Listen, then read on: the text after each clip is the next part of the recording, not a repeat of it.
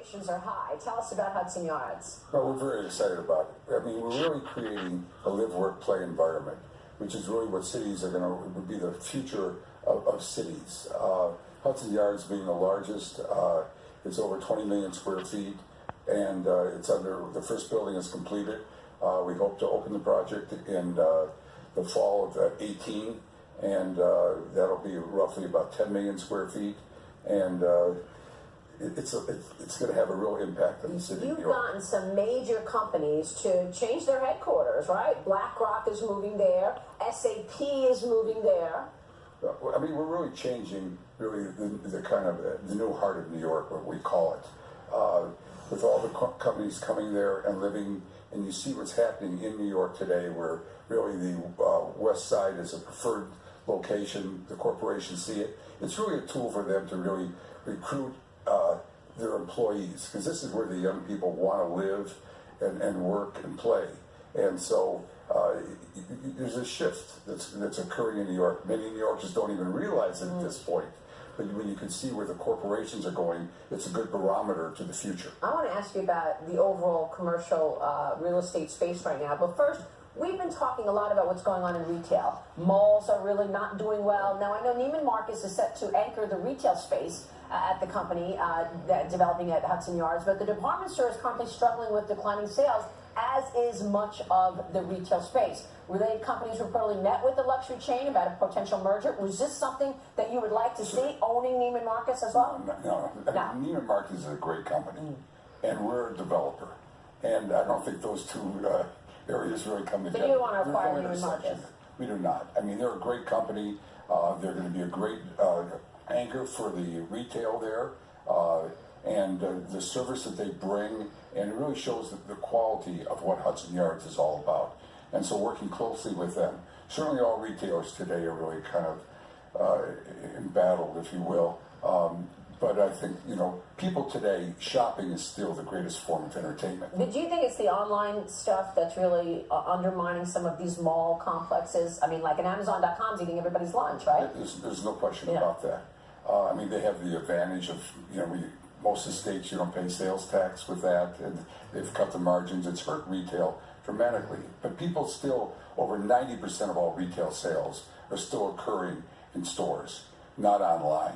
Online is really soaking up, really today, the growth of what these companies, the retailers, are looking for. Yeah, and we should point out that Amazon's actually a tenant in the Time Warner Center now. Exactly. Opening a bookstore. First put them out of business, then open a bookstore. Very smart strategy there, Amazon. Right. But I think people today still want to go out. They're not going to sit home and doing that. Sure, they might buy some of the commodity goods, online, but I think creating a great experience in retail, like we're putting in, there'll be over 14 restaurants, and great restaurants, and creating that kind of experience where people really want to go out. It's that experience that you want. For sure. What's the timeline on that? When can we expect the project to be done with all of the restaurants in there and the stores as well? The end of 18. Okay. So the end of next year, so it's coming. Yeah. How do you characterize the overall commercial real estate market right now? Not just New York. Look across the country for us. Well, I mean, real estate is really a byproduct of the economy. And, we're lumping along, we're doing well, small growth, and I think that's what's occurring in real estate. Right now, there's a good equilibrium. There's not a lot of overbuilding occurring. I mean, there is some in multifamily, but today, overall, real estate is great. But it really depends where you are in the United States. It's a very local business. Mm-hmm. So if you look across the country, are there areas that are doing better than others right now in terms of commercial real estate? Well, I think anything to do with tech is doing well. I mean, that's what the country is. Yeah. I mean, New York is doing very well. California, certainly Silicon Valley, San Francisco, Los Angeles, the major cities, Austin, like today, it was reported that growth cities in Texas, there's a bent on, technology. So if you follow technology and where that's growing, you're going to know that real estate market's doing well. There's also a great wellness trend going on. You're the chairman of Equinox as well. I want to ask you about that. Yeah. It will launch a hotel brand for health-conscious travelers within Hudson Yards. Interesting to have an Equinox-themed hotel. Well, today, health is the new wealth, if you will say that. You're right. And everything is really oriented towards that. Our flagship will be at Hudson Yards, but we'll be In 6 other cities, we are working on projects right now, and we hope to have in the next 3 months probably a total of 10.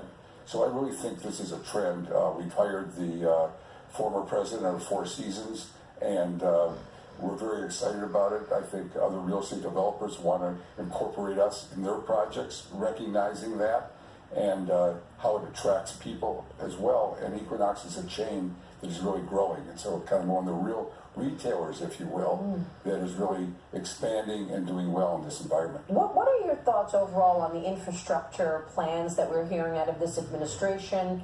Are you expecting that we're going to see a big build out in terms of infrastructure given the policy expectations? Yes, I mean, certainly a country needs for to sure. improve our, I mean, wherever you go, you know, in this country.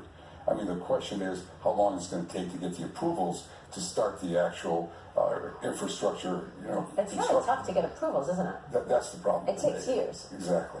And I think that's what they're looking to do, is to kind of shortcut the time it will take to start these projects and spend the money and get the economy really growing at the rate that, you know, everybody wants to see it. Let me switch gears, actually ask you about the Miami Dolphins.